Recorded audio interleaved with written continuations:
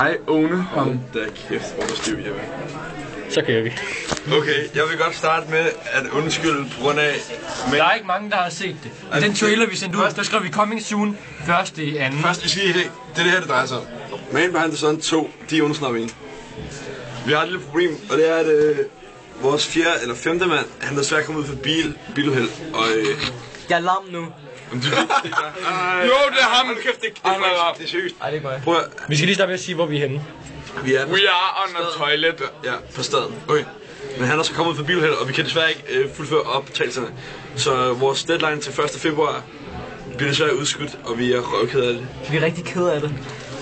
This is the sad face of us. Der er også en ting. Faktisk er der kun 3 her i rummet, som der er med i Man Behind the Sun. Det havde de glemt.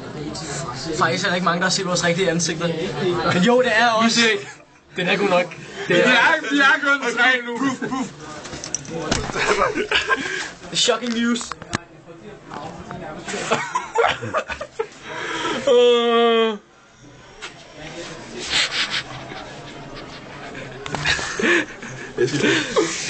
Okay. Så det der skal vi bare gerne undskylde til vores fans. Sige undskyld til vores fans, fordi at vi ikke kan komme ud med filmen på den rigtige dag. Men det er jeres skyld. Det er fordi jeg er så gay. Det er de dårlige opbakning, vi har fået. Og der er ikke noget af Rasmus. Han kom på 0,8. Det kan man sgu da ikke vide. Lægger vi den her ud? Det er det onde navn.